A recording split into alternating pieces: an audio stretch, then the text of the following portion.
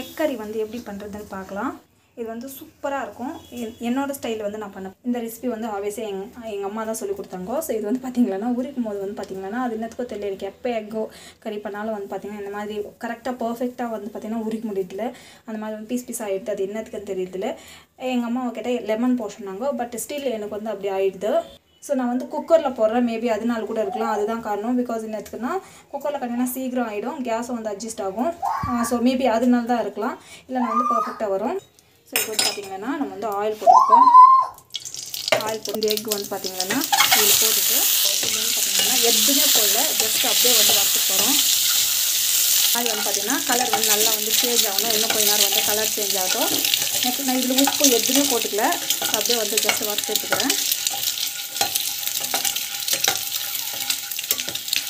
So உப்பெல்லாம் போட்டால் ஒரு மாதிரி வந்து கருத்துடும். ஸோ தட் நான் வந்து பார்த்திங்கன்னா அப்படியே வந்து வறுத்து எடுத்துக்கிறேன்.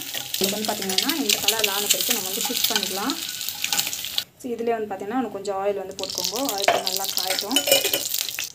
கடுகு சீரகம் லைட்டாக வந்து கடலைப்பருப்பு பூண்டு ஆனியன் உப்பு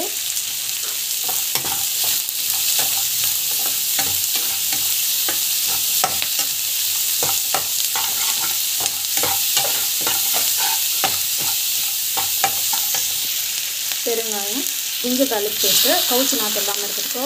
ஸோ இது வந்து பார்த்திங்கன்னா நல்லா வந்து வதங்கட்டும். ஸோ இந்த ஸ்டேஜில் டமாட்டோ வந்து ஆட் பண்ணிக்கலாம்.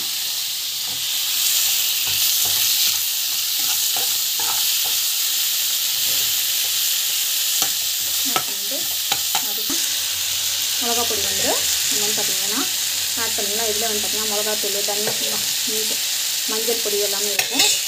ஸோ நம்ம வந்து பார்த்திங்கன்னா நல்லா வந்து வதக்கிக்கலாம்.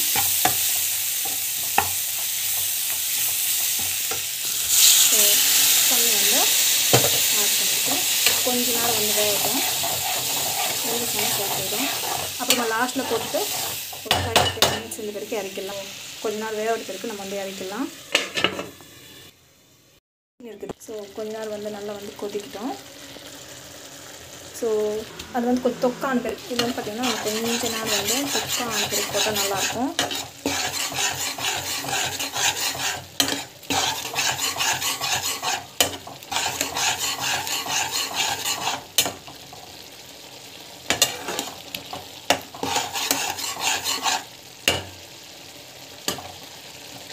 ஸோ ஆல்மோஸ்ட் வந்து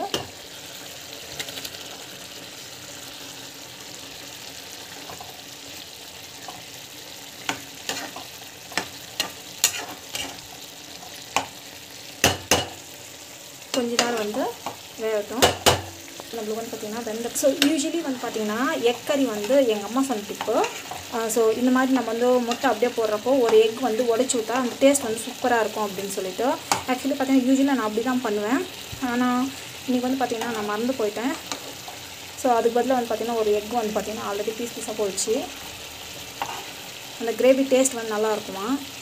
நான் வெஜிடேரியன்றதுனால நான் வந்து அதெல்லாம் வந்து பார்த்திங்கன்னா சாப்பிட்றதில்ல. பட் நான் நான்வெஜ் வந்து சூப்பராக பண்ணுவேன். ஆனால் நான் வந்து சாப்பிட்றது கிடையாது. உப்பு காரெல்லாம் கூட பர்ஃபெக்டாக இருக்கும். இன்கேஸ் ஒரு வேளை உப்பு கம்மியானாக்கா வந்து பார்த்திங்கன்னா அப்புறமா வந்து எங்கள் ஹஸ்பண்ட் வந்து போட்டுப்பார். ஸோ இது வந்து பார்த்திங்கன்னா நான்வெஜ் வந்து குக் பண்ணுறதுக்கு வந்து பார்த்திங்கன்னா வெஜிடேரியனாக இருக்கிறவங்க கொஞ்சம் டிஃபிகல்ட்டாக இருக்கும். பிகாஸ் நம்ம உப்பு காரெல்லாம் பார்க்க முடியாது. பட் டேஸ்ட் வைஸு நல்லா தான் இருக்குது அப்படின்னு என் ஹஸ்பண்ட் சொல்ல மாட்டார். எவ்வளோ வரைக்கும் நல்லா இருக்குன்னு தெரியாது.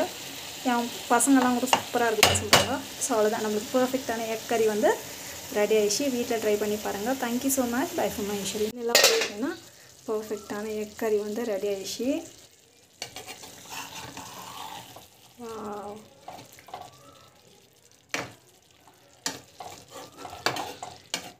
சூப்பரான எக் மசாலா கிரேவி.